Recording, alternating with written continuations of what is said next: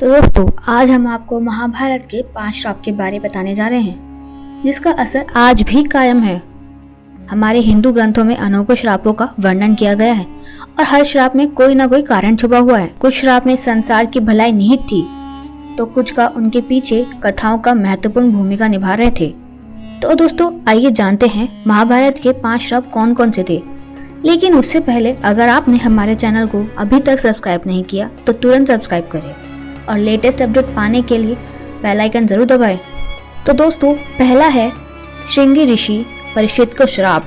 एक बार राजा परीक्षित वन में अखेट खेलने गए, तभी उन्हें वहां एक ऋषि दिखाई दिए। वे अपनी तपस्या में लीन थे और उन्होंने मौन व्रत धारण कर रखा था। जब राजा ने उनसे कई बार बोलने के प्रयास के बाद भी बदले में ऋषि को मौन पाया, तो उन्होंने गुस्से में आकर ऋषि पर मरा हुआ सांप डाल दिया। ये बात ऋषि पुत्र श्रृंगी ऋषि को पता चली तो उन्होंने राजा परीक्षित को श्राप दिया, आज से 7 दिन बाद तुम्हारी मृत्यु तक्षक नाग से डसने से होगी। इसके पश्चात राजा परीक्षित की मृत्यु के बाद कलयुग की शुरुआत हो गई थी। दूसरा है युधिष्ठिर ने दिया सभी स्त्रियों को श्राप। जी हाँ दोस्तों, प्रसिद्ध ग्रंथ महाभारत के अनुसार जब पांडवों के हाथों कर्ण की मृत्यु हो गई, तब कुंती ने पांडवों को बताया कि कर्ण उनका भाई था। सभी पांडव इस बात को जानकर बहुत दुखी हुए और उन्होंने कर्ण को पूरे विधि विधान के साथ अंतिम संस्कार कर दिया।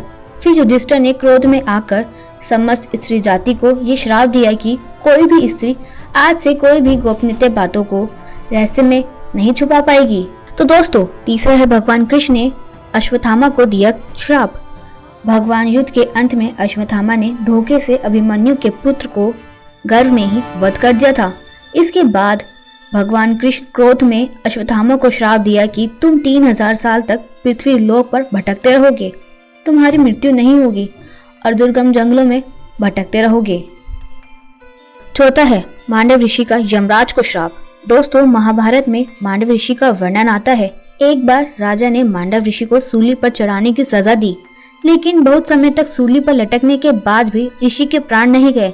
तब राजा को अपनी भूल का एहसास हुआ और उसने ऋषि को सूली से उतरवाया, फिर अपनी गलती के लिए क्षमा मांगी। इसके बाद ऋषि यमराज से मिलने गए और उनसे पूछा कि किस कारण उन्हें झूठे आरोप के लिए सजा मिली। तब यमराज ने कहा, जब आप 12 वर्ष के थे तब आपने एक छोटे से कीड़े की हत्या कर दी थी। तब ऋषि को क्रोध आ गया और वो बोले कि 12 वर्ष की उम्र में किसी को सही गलत की समझ नहीं होती, फिर तुमने इस छोटी सी गलती की इतनी बड़ी सजा दी, इसलिए मैं तुम्हें श्राप देता हूँ कि तुम्हारे अगले जन्म में एक शूद्र के पुत्र बनकर एक दासी के घर में जन्म होगा। ऋषि के इस श्राप के कारण यमराज को वृद्ध के रूप में जन्म लेना पड़ा। तो दोस्तों, आखिरी है उर्वशी का अर्जुन को श्राप। महाभारत काल में एक बार अर्जुन दिव्यास्त्र पाने के लिए स्वर्गलोक गए। वहाँ उर्वशी नाम की अप्सरा उन पर मोहित हो गई। जब उर्वशी ने अपनी इच्छा व्यक्त की तो अर्जुन ने उनको अपनी माता के समान बताया। इस बात पर उर्वशी क्रोधित हो गई और अर्जुन को श्राप दे दिया कि तुम्हें स्त्रियों के बीच नर्तक बनकर रहना पड़ेगा। ये जब अर्जुन ने इंद्र को बताई तो इंद्र ने कहा कि तुम्हें घबराने की जरूरत नहीं, ये श्राप तुम्हें वरदान के रूप में काम आएगा। अज्ञातवास के दौरान अर्जुन कौरवों के साथ 1 साल तक नर्तक बन के रहे थे। तो दोस्तों, अगर आपको हमारी जानकारी अच्छी लगी हो तो हमारी वीडियो को लाइक करें, हमारे चैनल को सब्सक्राइब करें और इसे ज्यादा से ज्यादा शेयर करें। धन्यवाद।